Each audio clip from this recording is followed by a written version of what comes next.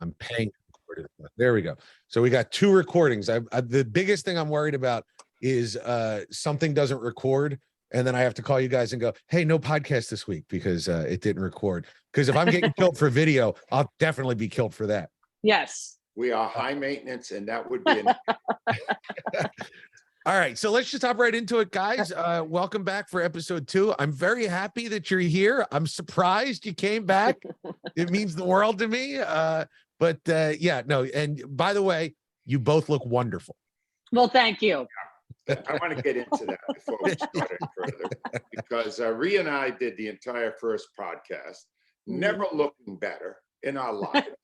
Yeah. Then we're informed at the very end of the podcast that we do not have video.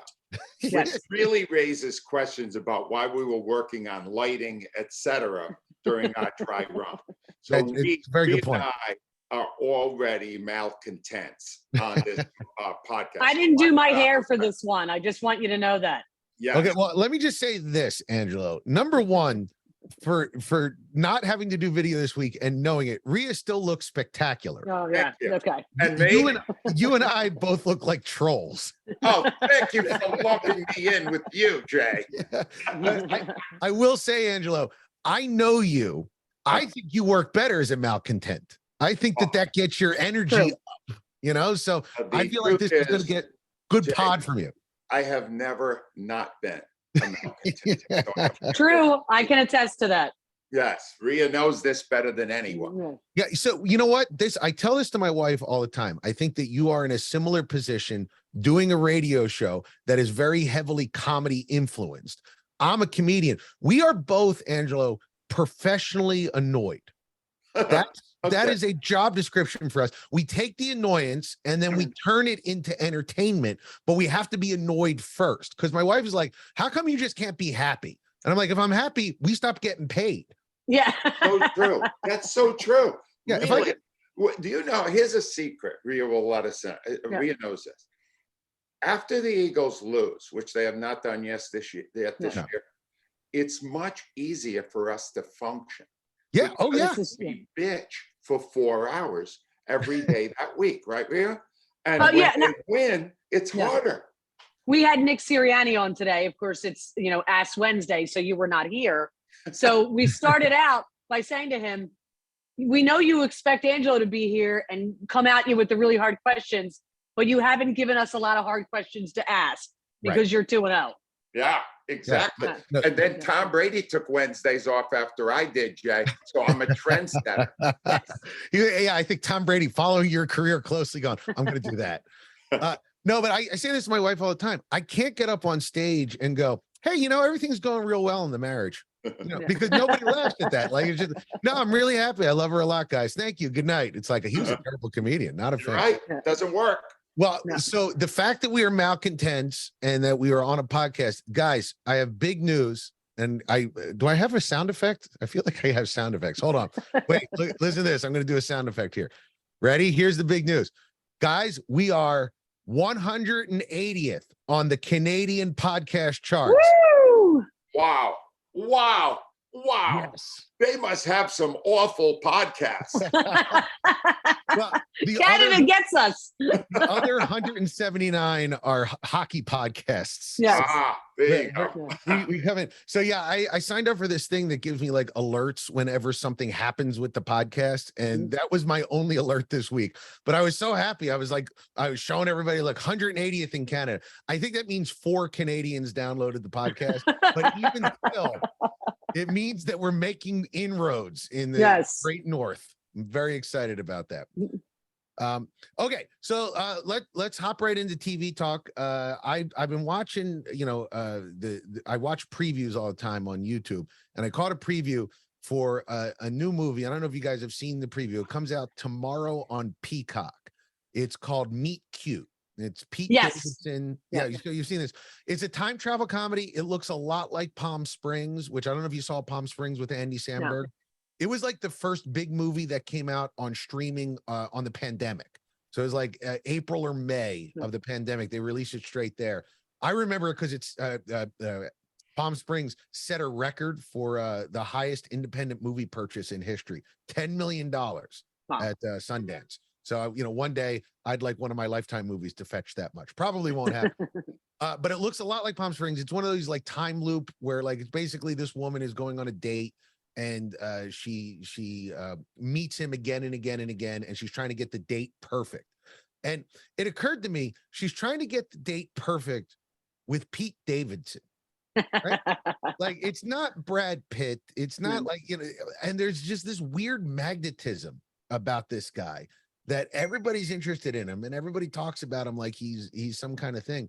Do you guys feel that from him? And now that he's off Saturday Night Live, do you think he's got any chance of a big future like the Bill Murrays and Eddie Murphys of the world? Rhea, take this first because I tuned out on Jay when he said Pete Davidson. Yes, you always do. Hate No, but Pete Davidson bothers you because he gets all these beautiful women. Wow, a lot.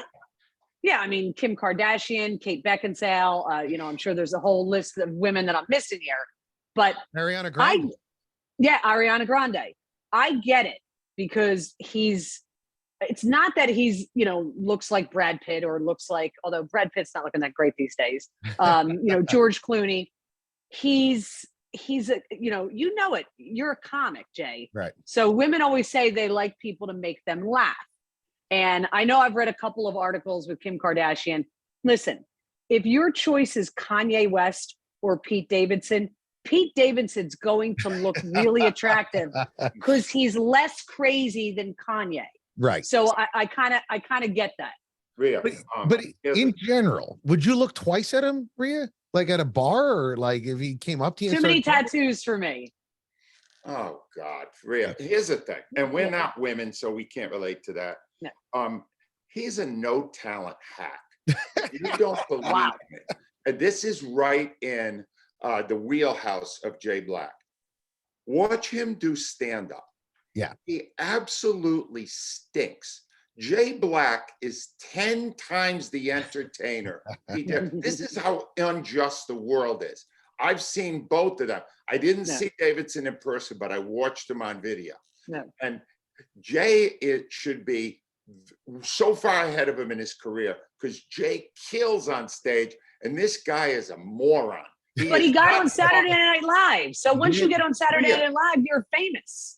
But that's the thing about Saturday Night Live. Yeah. He did nothing on that show. Yeah. I haven't missed a Saturday Night Live episode in 15 years. I saw every episode he was in, which is not a lot because he normally wasn't even in it. Yeah. But when he was in it, he was playing Pete Davidson on set, Weekend Update, acting stupid, which is not even an act for him because he is. He is the most, he's playing a slacker, Jack. Gee, no one's ever tried that before, huh? No, you're lying. No.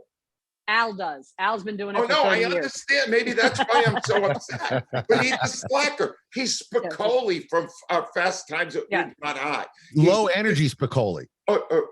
He's Rob Schneider in every dumb movie he ever made.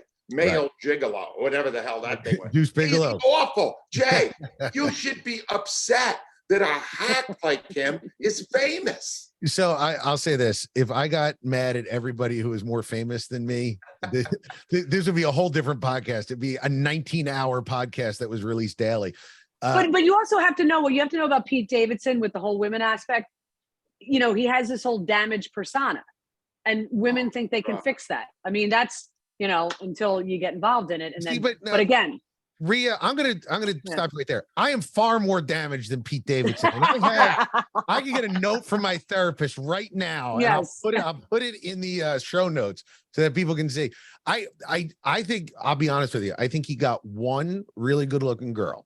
And I think when you get one, all the others go, wait a second. Maybe something's going on here. So success leads to success. David Spade's the same way. David Spade is like notorious for dating supermodels out in Los Angeles. And that guy is 5'1", right? And 97 pounds. He needs a step ladder for some of these girls. Rhea's English correspondent, right? Yeah. Right. Yes. In my eyes, there are not 5 women in the history of the world more beautiful than Kate Beckinsale. 1000% correct. Rhea, there were shots of him at a hockey game Yep. Make it Snogging. count. Snogging, as they Snogging. call it in Yeah, England. they called it snogging. And I'm going to Yes. tell you something. I was devastated for days that her taste in men was that terrible. All right. Because Yeah. I couldn't get over it. I went, the guy's a moron and he's got this heavy lidded, dumb look to his face. He's not good looking. He's not funny. It's so, go on to something else, Jay. I'm getting upset. I'll say one last thing about Pete Davidson. Yeah. I do think that there is some sort of thing that affects women about him. My daughter, who's 11, like, she does not really react to too many guys. She watches those Chad sketches on Saturday Night Live on repeat. And she's just go, I go, why do you keep watching that? She goes, I just like this guy. I don't know. There's just something. This is just a funny Something guy. about him. Something about him. And you're right. It is anger. Let's move on. Angelo is saying 0 chance that Pete Davidson, after this initial run of movies, goes further. I'm a big Saturday Night Live guy, just like you, Angelo. I don't think I've missed an episode in 15 years either. I love this show. I'm a big Bo and Yang fan, by the way. He is good. He's very good. That guy, last year he did that thing is the Titanic. Not the Titanic, the iceberg. He came out as an iceberg. He's a phenomenal talent. But I just want to talk about your 3 favorite all-time SNLers, like the people that you love the best coming out of that show. It's hard to do. It's not hard to me. I'll start with number 3 because I'm a personal friend. And we don't do it. Don't do it. I will. We've worked together, Jay, and we're very close. Chevy Chase. Yeah. I did a Borgata show with him where we showed the great movie. I'm blanking on the name. The goofy the golf Caddyshack. Caddyshack. Yeah. Caddyshack. We're doing Caddyshack, and he's there, and you could see this if you want to go on YouTube, because I'm the host and I don't know what to do. Because first of all, he hasn't met with me before the show. No. Right. There's no meeting with Chevy Chase. And a woman comes out, runs down to the stage and starts heckling him. And I start screaming at her, security, security. You've never Angelo has one gear when he gets upset at something, he yells for security. I panic. Yeah. But Chevy Chase in his prime, as short as it was, a year and a half, he was phenomenal on that show. And well, I mean, his prime on that show was great, but he had a hell of a movie run. Yes, he did. A great movie run. Yeah, I mean, he did those movies in the 70s. That was a Goldie Hawn and him did Foul Play. Great movie. Yeah. And then that run in the 80s with Caddyshack and the National Lampoon's movies. I mean, they were phenomenal. Fletch. Yes, Fletch. He was a great Fletch. Number 2, no doubt in my mind, because he's done it for 20 years, and he's the most versatile guy that's ever worked on that show, Kenan Thompson. Ooh, that's He does it all. He can sing, he can dance. He's always the host when they're doing some bit about a quiz show. He's fantastic. Yes, I love him. Don't you love Kenan Thompson? I love him. There's a podcast called Fly on the Wall. It's Dana Carvey and David Spade, and they just interview SNLers. Like, that's the whole thing. Yeah. They said something. They had Kevin Nealon on 2 weeks ago, and they said something that I did not know, which is they said anybody that leaves that show basically got fired. Really? Yeah, that it's basically like there are ones that are mutual when they're like, I'm ready to go. Yeah. But anybody else that leaves, it's basically Lorne coming up to him and going, yeah, I think you've had your run. So Pete Davidson got fired. It's murky, but that's what they said on the podcast. That's what they said. Springs eternal. He got and number 1 for me, it's not even close. He's the most talented guy they ever had on that show, Eddie Murphy. Yeah. Is he not? Is Eddie Murphy not the greatest? I was talking about Paul McCartney the other day about like how he was just like a vessel for the other worldly music that just sort of came through. Eddie Murphy's that for comedy. Oh, it's like he just at 18, he was just so assured and everything else. But just real fast, going back to Kenan, the fact that he's been on 20 years, that means for 20 years, Lorne has gone, we need you back. Yeah. Right? That's never happened in 48 years. So you're telling me Lorne fired Eddie Murphy? Well, no, Eddie Murphy left while Lorne wasn't on. That was the 5 years. Oh, okay. Lorne was in the wilderness. That was Dick Ebersol. Dick ever saw what it was head of late night, but it was Gene Dominion, who was the producer for those 5 years. That was speaking of Chevy Chase. That was the year that Lorne Michaels wrote and produced Three Amigos. Another great Chevy Chase. Go. Yes, very much so. Yeah. All right, those are 3 great choices. Rhea, what are your 3? So he's got Eddie Murphy as mine as well. There's an episode, and I'm literally on blacking out. Was it Who Shot Buckwheat or Who Shot Buckwheat? I love that.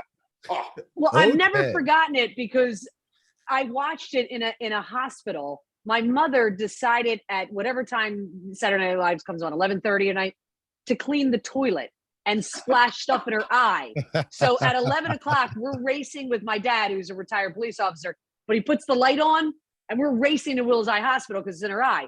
We're watching that episode. We go in and they're watching something stupid on TV. I get the whole, and I'm young at that time, really young, get the whole hospital waiting room. We watched the episode together. It was one of the greatest episodes I've ever seen in my life. So I always remember it for that reason. Wait. You were laughing while your mom was in the emergency room? Listen, we were very upset with her because we knew that episode was coming on. Me and my brother Richard were like, you had to clean the toilet at 11:30 at night. You couldn't wait till 7 o'clock tomorrow morning. My mother's fine. Her eye's fine. But I watch it with complete strangers. And I'm telling you, one of the most coolest, insane, craziest episodes I've ever seen. Wow. I'm going to say, I think the first episode of Saturday Night Live that you see that you can remember seeing is a big deal. I mean, maybe not much now because there's so much streaming, because like my kids watch it Sunday morning, but like when it was actually live and that was the only. It was appointment watching. It really was. That was the thing. My other one is, and I don't really like him in a lot of things else. Maybe I love him in one movie. Will Ferrell. I loved Will Ferrell. I thought he was perfect for that show. He was amazing. I read the book, the Saturday Night Live oral history, which if you haven't read it, definitely worth your time. But they were talking about how he never broke character, that he would just walk around the offices playing characters all day long, which sounds insufferable, but I bet you he does it in a way that's really, really interesting. And you're the comic. What are your 3? Wait, did we get all 3 from Rhea? Adam Sandler. I loved Adam Sandler on the show too. He was, we're different generations, but I he's played the same character in pretty much every movie he's done, but on the show, I love him. Yeah, he's fantastic. Good choice. So I'm going to start with number 1 for me, which was Eddie Murphy as well, because I think we all have the same. If you haven't seen, I know there's probably young people listening to this who know Eddie Murphy as a movie star and don't know him as the sketcher. He was the only one that kept that show alive. It would not be here now. And if you know the story about that, he was 18 when he got the show. And he got the show because he kept calling Gene Dominion going, you should put me on because I'm the best there is. You got to put me on. So they finally hired him because of his persistence. And one night he got on for no other show. One night they were 5 minutes short and they told Eddie Murphy, go do stand up for 5 minutes. And he never looked back.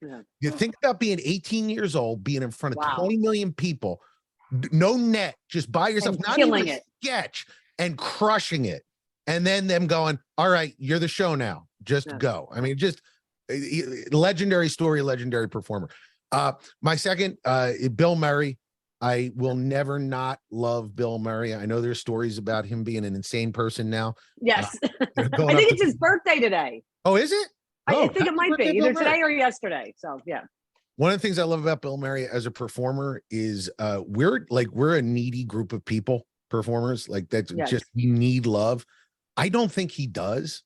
He's so detached, like he does not care whether or not you laugh. And there's just something so amazing about that. And probably in the top 3 movie careers post Saturday Night Live. I mean, he's just got so many classics. And the last one cool thing about Bill Murray. His son is like a big time college basketball coach. So you see the basketball games all the time. Yep. I forget what the last team he's coached, but you'll see him in the stand. Yeah, his son's a big time college coach. Bill Murray, I think probably sneaky good athlete. I bet you, I know he plays golf, but I bet you if you played basketball with him back in the day, when he shows up in Space Jam, that's the best moment of Space Jam. Like, why are you here? I'm friends with the producer. And the last one, this is I'm taking a left turn because I know him personally, and this is another Chevy Chase situation for Angelo. Kevin Nealon.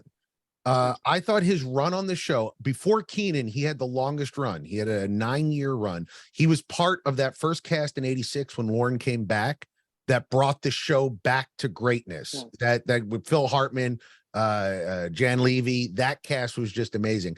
And I've gotten to work with him. He is, Angelo, if you haven't seen him do stand-up, he's one of the top 5 stand-ups I've ever worked with. He's so good. It's amazing. It's well worth your time. I'm actually better. You are better. No. Okay. Kevin Nealon over John Belushi? Yeah, really? Over You didn't pick John Belushi. You picked Chase over Belushi. Chase is a personal friend. We go back. Well, same thing. I'm personal friends. That's not right. At least Chase is at the top 10. The best John Belushi for me, Little Chocolate Donuts. Do you remember that sketch? It was a takeoff of the Wheaties commercial. It's like, what's my secret? John Belushi just smoking cigarettes, doing track and eating chocolate donuts. Phenomenal. You know what? I could turn this into a Saturday Night Live podcast where all we do is talk about Saturday Night Live for 5 hours, and it would be fun. So, okay, that's our Saturday Night Live segment. Rhea, it's your turn now. Yes. We got to get British music to play underneath this. You know, like the God Save the Queen when you. I have props, but since we're not on video, I got one of those cool hats. You know, that the women all wear to weddings. Yeah, I had it all set up, but you know, you don't have us on video. So anyway. So the movie, we're doing video within the year, so I can see these hats. I gotta see it. All right. So the show I'm talking about is Unforgotten. Unforgotten stars Nicola Walker and let me make sure I get his name right. Sanjeev Bhaskar. It's in the police procedural realm that I love, but it's my favorite subgenre of police procedural, cold cases. Although in England they call them historic cases. It's it's real 4 seasons. So they go back to case, they find a dead body from 40 years ago in a basement. Now I will tell you the first episode, first season on Rotten Tomatoes got 73%. The next 2 seasons, 100%. Wow. The 4th season, 93%. So they were kind of finding their way in the first season. So I will just tell you, like I would say, kind of stick with it. But the main person in it, Nicola Walker, she stars in a lot of these shows in England. She's phenomenal. Everything she's feeling shows in her face. She's one of those actors who can emote without ever saying a word. It's what I love about this show is they kind of go back and forth. A lot of red herrings in the first one.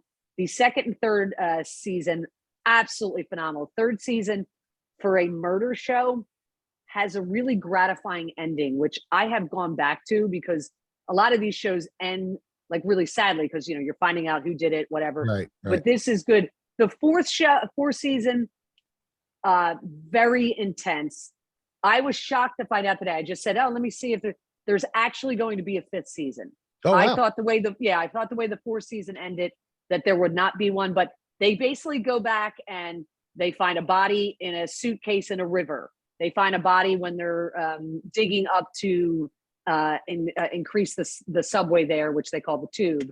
And the way they broke open the case in the first season, I'm not going to give a lot away, is just by a watch that was on the skeleton. So it's a really neat show. The 2 characters in it are phenomenal. I got 2 questions for you. Sure. One is this one of those shows where it is one case for the whole season? Yes. So it's one case for the whole season. So I'd say there's about 4 to 5 episodes per season. Gotcha. So you do get to know the characters who are in it, who you think the red herrings they drop in every season. You're going, oh, that person did it. That person did it. That person did it. The second season, the way that ends is really interesting because all of the suspects come together.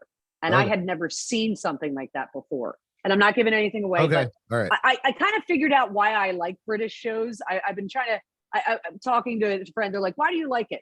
Right. There's not violence in England because there's also not gun violence in England because you can't really have a gun. So you don't see a lot of violence in these shows. And I guess I'm not a shoot 'em up kind of person. It's never been my kind of thing. What I like is These are all, murder shows, murder mysteries, but they're not shoot 'em ups. Right. It's It doesn't open with someone getting shot. It's character driven. It's the shows are so well written. It's what I like about them. Right. And that goes back to what we were talking about last week was they don't force themselves to do 22 episodes. So when you do 4 episodes, like I bet you if you go back even like Hill Street Blues or like whatever, these shows that had 200 episodes, if you took the 4 best from every season, you'd be like, it'd be fine. Greatest show of all time. Yeah. All I have to contribute to this is that I take emails from people for our radio show at radioman610@gmail.com. And the most response we got for any show we mentioned on this podcast was when you said Manhunt last week. Oh, really? They liked it? Watched it because you said it. Oh, wow. Got a lot of positive feedback on it. Okay, so and let me mention British television. well, Unforgotten also is on Prime. So let me mention that it's on Prime. I'm so glad they liked it. It's a really good show. Would that person who wrote you about that, Angelo, or the people that wrote you, were they from Canada by any chance? Sure. Yeah, pretty sure it was a Canadian who was a big Keith Jones fan. But if we keep getting this popular in Canada, we'll bring Jonesy on as a guest. Oh, that's what? That's going to take us up to 160, 170. I mean, we're going to. There we go. That's the hope. That's the hope. All right, so just sticking in the British genre. I don't know if this is up your alley, Rhea, if this is something that you watch, but my family is a Great British Bakeoff family. I have seen it. It's a great show. It is the best cooking show. It's bar none. Bar none. I believe that they have perfected a format that nobody else does. Nobody does in America. No. The gentle competition show. It's like I said, there's no violence in England. There's not even violence. There's not even violence in the cooking show. Because in America, there would be something where it'd be like, we're going to put your cake on a catapult because you can't cook and everything's stuck. And they'll just fire. But in this, it's just like Noel comes over and like, if you're good, he gives you a little thumbs up. And if he's bad, he'll go, oh, next time, maybe. It's my comfort food. And this is a show I could like put on to fall asleep to. It's not Gordon Ramsay, which of course he's English, which is amazing. Right. So, but if you watch him in England, his restaurant rescue in England is way gentler. Way gentler. On the English TV, Gordon Ramsay comes in and goes, you have a great restaurant here. I think that we can fix it. In America, they come in and he's like, I'm going to burn this rat hole to the ground. It's a different vibe. Angelo, are you a British Bake-Off guy? Yes, I've seen it a number of times. This is weird. This tells you a little bit about how weird I am. So a couple of years ago, I lost weight and I've kept it off. Yeah, you look great. By not ever eating any sweets. Yeah. Right? So I very rarely now will watch shows that make me want to have a piece of cake. All right. And furthermore, that I can't watch Guy Fieri anymore. Oh, When he bites in, right? And that diners, that it's some diners, drive-ins, and dives. All right, there it is. Yeah. Everything he eats looks phenomenal. And I want to drive to the diner and order it. But here's the problem. And it's the problem with a lot of shows like that. He never thinks it's awful. It would be more fun if he took a bite and spit it out and said, oh, that's horrible. Because then you go, wow, that was fun. I hope that happens again sometime. Right. They always say everything is great. This is why Simon Cowell was always my favorite reality show judge. Because he would say, you suck. You should not sing. Right. I like that kind of harsh stuff. Gentle doesn't usually work for me, Jay. Right. But this show, I mean, Paul Hollywood is gentle, but when he gives you the, I don't know, the flavors, it feels like it's devastating. You're just like, oh my God, no, this guy completely messed it up. But when he gives a handshake out, like we will whoop in my house if there is a handshake. We watch, the whole family watches together. It's one of the few shows that we all watch together. And when there is a handshake, it's awesome. We're high-fiving. We're like, he did it. And then that Giuseppe last year, who was our favorite from Italy. I don't know if you saw last season, but he got 2 handshakes in one season. And that's unheard of. Yeah, I think I was like, put him on the Italian flag. He's the greatest hero to come out of Italy in 50 years. I love that guy. I have a personal question because I'm concerned about you and your family. So you do all these Lifetime movies. Yes. You got the British Bake Off. Mhm. Family gathers around for the British Bake-Off. Yes. But not for yours. Gather around for dad's movies. No, they do not. No. Well, then that's not good. No, I'll tell you, my 11-year-old loves them because Yeah. she reads all the scripts and she'll watch and she'll judge. I think she just likes being judgy. Like she'll just be like, "Oh, they didn't. Ooh, she didn't nail it, Dad. She didn't nail it." Oh, that's great. Yeah, but my wife will kind of grudgingly check it out. You know, she'll be like, "Oh yeah," and just because I feel like it's like marital duty. But my son could not give less of a damn about it. I love that. Well, that speaks for many of us, Jay. So okay, do you have just real quick before we move Teenage. Yeah. You want my teenage show that I'm watching wanna, with my son? Or you I want to hop later? into that, but real fast before we do that, do you have a comfort show other than Great British Bake Off? Do you have something that you can return to many times and feel good about? I'm an HGTV person. I like to do projects around my house. You know, I've redone my kitchen. So I like all of those shows. There's the one, oh God, I was never really into Clint and Joanna because I kind of thought they were just so perfect. It kind of drove me. I'm like, these people are too perfect. I like it's fun. Property Brothers Celebrity IOU. Oh, okay. It's where a celebrity picks somebody from their past that was good to them going up. Halle Berry's is phenomenal. She picked a teacher because her mom was a single mom. She kind of helped her up. Brad Pitt's done one. Kevin Hart has done one. They go back and they like do their house for like. Yeah, they somebody who's been very helpful to them either on their way up or Kevin Hart, when he got into that car accident and nearly died, was his trainer who got him back healthy. So he redid it. So they just kind of go in and you see these celebrities where they're attached to somebody they actually really love. So they kind of have to let their veneer down a little bit. And so you get to know them a little bit better. So I kind of like that. Snoop Dogg does one, which he's really into youth football. He does one for the football coach. They're fun. They're light. You feel good about it. There's a little crying at the end. So it's all good. Love it. Love it. And Angelo, what's yours? I had a prediction in my head and I was like, because I think, Angelo, you don't go soft. You don't like saccharine. Yeah. You like entertaining over soft. So I was like, I have a prediction written down as to what your comfort is going to be. I was going to say Curb Your Enthusiasm. Curb Your Enthusiasm is one of my all-time favorites. I could see you putting that on.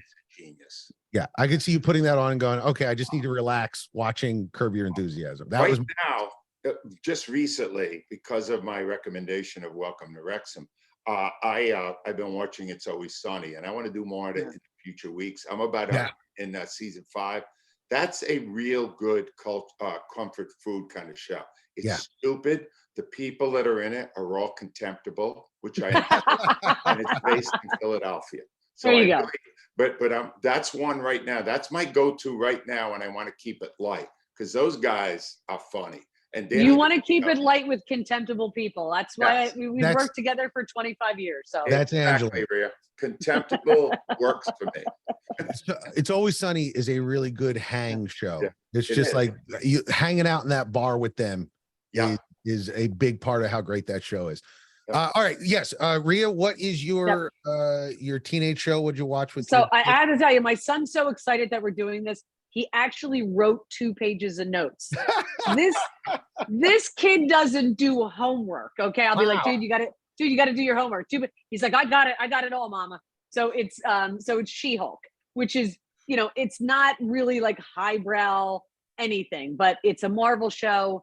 It's basically the female version of Hulk. Like he was shocked that I knew all about Hulk. I go, well, that was on when I was a kid growing up your age. We would watch Hulk on like Friday night. David Banner. David Banner, and it was what's the name for the courtship of Eddie's father? Bruce. I mean, you mean the actor? Yeah. No, well, no, they didn't call him Bruce. They called him David Banner. Oh, they did. Okay. Neckwords executives, I'm not lying, was like, Bruce is a little gay.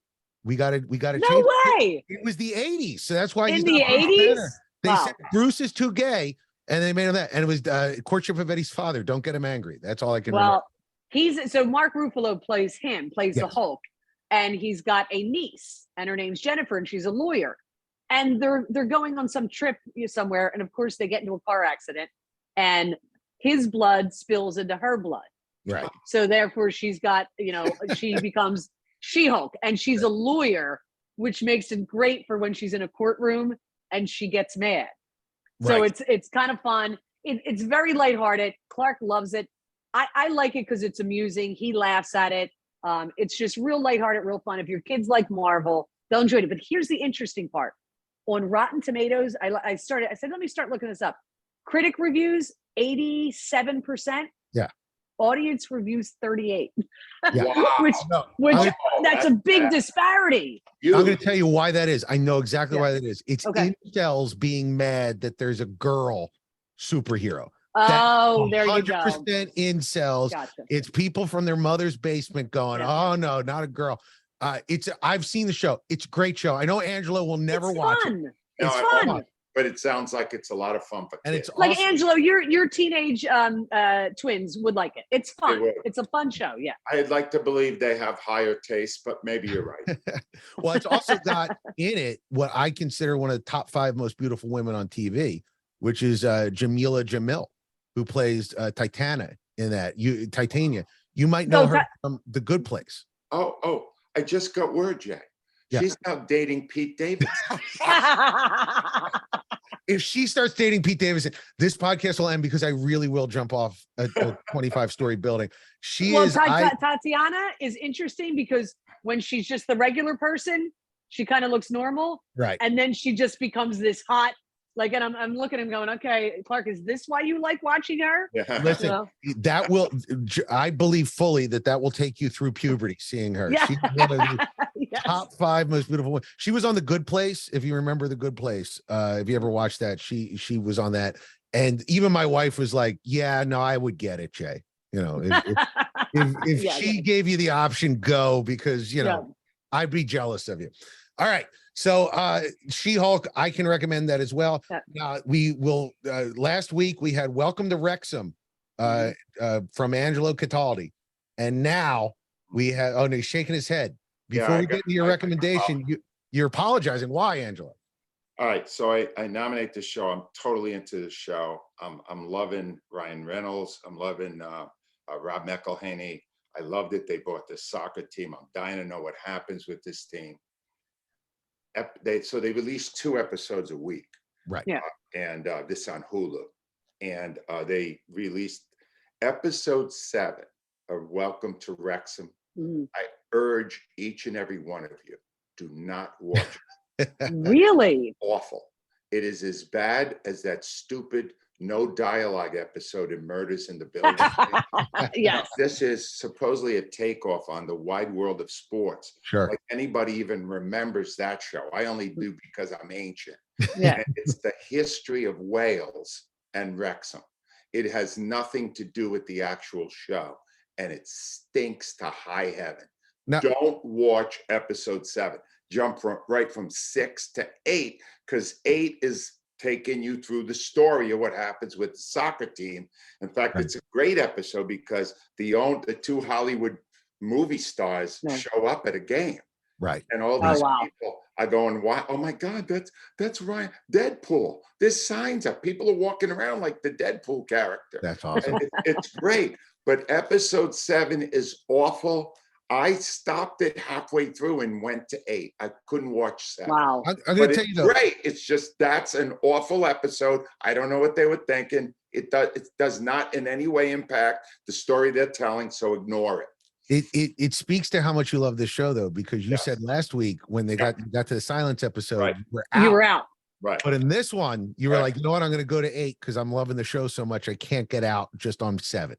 Now, Jay, what I will never miss an episode of, and what I can recommend as wholeheartedly as anything I've seen in television in years, is a show on Paramount Plus called The Offer.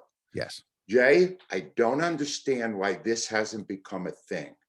It is so beautifully shot that the budget on it must be massive. And it stars Downingtown's own Miles Teller. Who's having a year, this kid. Yeah, having a year. With Tom Cruise in that stupid flying movie. And storm with J.K. Simmons in that stupid drum movie. Whiplash. Remember all those things? Right, Yep. Whiplash. He is so great in this movie. And He's it's awesome. it's real simple. How did they make the greatest movie ever made, The Godfather? Yep. And it's from the perspective of the producer, Al Ruddy, played by Miles Teller. Jay, have you seen it? It's phenomenal. It's not only have I great. seen it, I agree with you. I have been evangelizing this show since May. The reason why it's not bigger, it's because it's on Paramount Plus. The problem is like 10 million people subscribe to Paramount Plus, and it's hard to tell people this is worth your $10. Even if you never watch another show on Paramount Plus, pay the $10, watch this. It's like buying a ticket to a movie because it's so good. And it's 10 solid hours of entertainment. Jay, here's the best part. So in order to do this movie, they have to cast somebody who plays Marlon Brando. They have to cast somebody who plays Al Pacino. Yep. The guys they got are phenomenal. The guy that plays Brando, by the second time you're seeing him, you think it is Brando. Absolutely. It's phenomenal. It's an homage to the greatest movie ever made, and it's brilliant, and it's phenomenal. And I don't know how much of it is true. I don't even care. Right. It's great. The offer, Rhea, please. You'll love it. Well, I love that it's a show about a movie. You know, it's a series about a movie being made. Yes. And it speaks to how important The Godfather was that you could do 10 episodes on this. One of the things I love about the show is every episode they make a subtle reference to The Godfather, which I love. My favorite moment of that was, I think, like episode 6 or 7 when they get the cast together and they're having dinner. Oh yeah, all in character at dinner. You know, they're all sort of interacting. And you just see Francis Ford Coppola, played by the guy from Balls of Fury. The name is going to escape me. He's really good. Really the best he's ever been. And he's been in a bunch of stuff. This is the best he's ever been. My wife, I think, you know how I would leave her for Jamil. She would leave me for Miles Teller in a second. Angelo. Boy, is he good, Rhea. Yeah, he is really. He's how good looking he was. No, he's incredibly good looking. Yeah, he threw the ball out at a Phillies game recently. He was great. No, he's not only good looking in this. He plays the most confident man in the world. Yeah. Right. So his whole deal is in this. Please see it. All right, I will watch it. I'm telling you. Well, I love Godfather, so I'll watch it. You watch it, you love it. I promise you love it. Yeah, it is one of the best things that has happened in the last year in television, and I agree with you fully on it. Although I will say one thing, Angelo, this is like the whole story, because you're watching it, and it is Miles Teller, and he's the best looking guy going right now. He's super confident. And in every episode, Al Ruddy, there's some girl going, Al, I need you. I need to have you now. Take me, please. And then I was like, well, was Al Ruddy this? I mean, he's the Hogan's Heroes guy. Did he really get every beautiful woman in Hollywood? And then you get to the end and you see at the end of the credits, based on the memoirs of Al Ruddy. And you're like, so it was all not true. Oh, there you go. I don't think it's true. Yeah, I would do the same thing. My memoirs about like my time on WIP, you know, I called in every Friday and then I hung up and models showed up, you know, like that. Exactly. But it is not on WIP, I can assure you. All right. And the last thing before we get out of here, just real quick. I don't know. I don't think the numbers have come out yet, but we talked a little bit about this on the air last week, Angelo, with Amazon Prime had their first football game, and the Amazon people came out and they said, well, we predicted 12 million. We don't have the number just yet, but it's going to be higher than that. It's going to be much higher than that. But it's only the Amazon people, and they're not telling us how much. And you know that they have the exact number somewhere. So I don't know why they're no, it can't be that high. It's not that many people are subscribers. Right? I'll give you an example of what's going on. In fact, I think we may be talking about this on Friday. Sure. So there was an overlap on the 2 Monday night games this past week, right? The Eagles run at 8:30. Before that, Bills Titans at 7:15. ESPN announces that during the overlap, they had a total audience of 20 million, right? Yeah. Right. Well, that's great. But then you broke it down and it was 12 million for the Eagles and it was 8 million for the Bills, right? Right. If they only could get 8 million on Monday Night Football for a marquee game with two good teams, Amazon is not getting that on Thursday night with only their subscribers. So whatever that number is, Jay, there's nobody. You can't check it. So you're taking their word for it. That's way too high. Right. No, I mean, that's the thing. They said what Nielsen is going to come out with a number probably later today, and we can check it against that. But I always get annoyed when like these streamers who could just press a button and give you to the second. We have How the many numbers people- from Monday Night Football already. How do we not have the numbers from Thursday? Because they're lying. Yes. Yeah. So you know what? I would love to talk about this on Friday because I want to follow up on Amazon to see, did they really get it? But hey, guys, we're in the books. We did this one 45 minutes, which I don't mean to keep you. I know you got a lot going on. I don't I don't have anything going on. I'm going to work. I do. What do you think I'm doing? I got 4 to go. I got to go see it. Yeah. Guys, thank you so much for joining us. And we'll be back next week. And this was awesome. Thank you, guys. Goodbye, Thank Canada. All right. That was great. Guys, that was great. That was fun. That was fun. Wonderful. Really good stuff. Okay, so I will keep this format 11:30 on Wednesdays. Yeah, and Angelo, I don't know if you can breakdown. forward me those emails. If people like that, I'd love to know what they liked about it. All right. They just said they watched the show and they agreed with you. It was good. Cool. Like Awesome. 4 or 5 of them. That's a lot. Awesome. 4 or 5 on one. Angelo, also forward her the email of the guy telling you that I am too liberal to be on the show anymore. Yeah. No, Rhea, that was all. You should have seen this email. Yeah. They said apparently he's like far left. I didn't even know. Yeah. No, I read Jay's tweets. It's ridiculous. Compared to other people's stuff, it's mild. Yep. Yeah. No, it's the fact that they were that upset. But I looked him up. He's a failed writer. Oh, So, really? There we go. He's a salesperson now, but on his LinkedIn, it was like he did 1 year writing sports for like a blog in Philly. Okay. And then he moved on. I'm like, oh, he's mad because he's not on this show. That's Exactly. So, all right, guys, thank you. All right, you got it. Good. Talk to See you ya. Friday, man. Bye. Okay. Bye-bye. Bye.